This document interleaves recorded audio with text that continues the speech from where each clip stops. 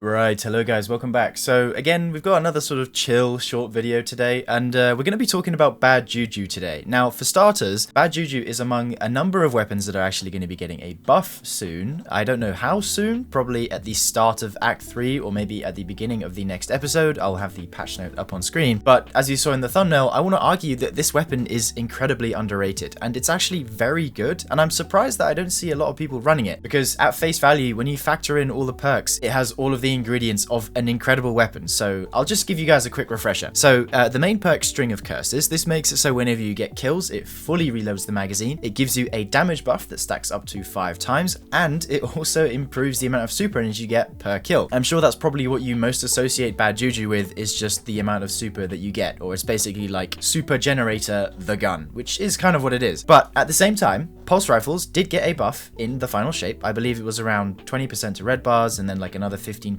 just in general. So overall, it was about a 38% buff. But yeah, String of Curses itself behaves very much like Rampage or Swashbuckler. It is like Swashbuckler, where it stacks up to 5 times, but unlike those perks, it's actually a lot better because the amount of damage per stack is actually a lot. So as you can see, at base on Carl, I hit for 1,829 on a headshot. But then if I go ahead and get 5 kills to get String of Curses times 5, so there we are, 4 and then 5, it goes, where's Carl?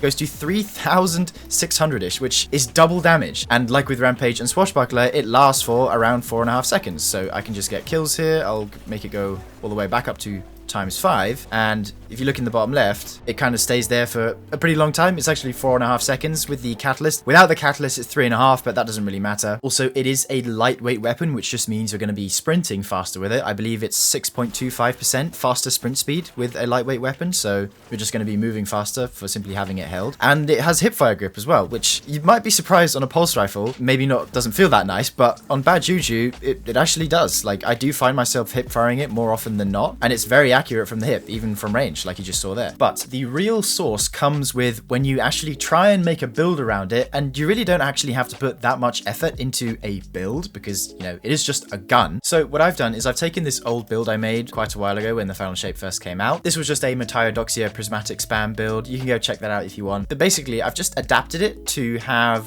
good intellect stats and with bad juju. So if I swap to it here, I've got the same setup. I've just got 100 intellect, 100 discipline, and 100 resilience. Fragments wise, I have Facet of Grace, and I also have Song of Flame. Now these two together are actually very powerful and just let you use the gun as your only thing for the build. I guess you could use something else other than Metiodoxia, but I've just kind of copied this over. And this build is very much just a classic just use your gun type build. You know, I'm barely ever going to be using my abilities, and I'll just show you guys now. So we've come to my favorite Lost sector, the one on Neomuna. I believe this is -10, so you know, it's a little bit underpowered. So what we're going to do is we're just going to run through this. So I really want you to pay attention to my super bar and my transcendence meter here, because those are the things that are going to be building up massively. And yes, I have Devour going as well, which is just going to help with the health, but I'm just going to try and get kills with only bad juju. And look at the damage. Like, the damage is insane here.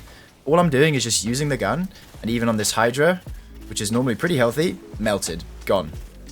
It's pretty nice, and I almost have my Transcendence. I should have it after maybe 1 or 2 kills here. There it is. So I'll pop that, get the 5% damage bonus, and now I have Song of Flame. So I'll pop that too, and then we'll just go killing everything else, just using bad juju. And I'm not even going to use the abilities from Song of Flame. I'm just going to take the Radiant and take the Scorching Rounds, and that's really all I need. Just keep getting kills with the weapon, not having to worry about healing or anything, but it's just really nice. It's you know, it's not very flashy, it's not very unkillable or anything like that. It doesn't have any of those fancy adjectives. It's just a very weapon focused build that's pretty nice to use. And like I said at the beginning, it's getting a buff. And I'm not sure why it would really need a buff. I'm also not sure what they would do. Look, there we go, we got Transcendence back again. So yeah, what could they do for the buff? Maybe they could make it a Weapon of Sorrow compatible, something like that. Make it spread poison. There we have our super back once again. So yeah, not really sure what they would do with the buff. If it's a damage buff, you know, we'll take it. But yeah, just in general, it's a very solid weapon, and I would just recommend trying it out. I will be leaving a dim link to this build in the description if you guys just want to copy it, but the main thing is just have the gun, have a super that you enjoy using, and have Facet of Grace. Anyway, I hope you guys enjoyed watching this small sort of bite-sized video, and I look forward to seeing what the buff they give to Bad Juju is, but until then, it's still a very solid weapon. So thanks for watching, guys, and I'll see you in the next one. If you made it this far, thank you so much. Your support means the world. And if you're really into the content I create, consider becoming a member of the channel, which not only lets you support me in the best way possible, it also nets you a whole host of awesome perks along with it. A massive shout out to these members up on screen, and I'll see you in the next one. Bye for now, dear viewer.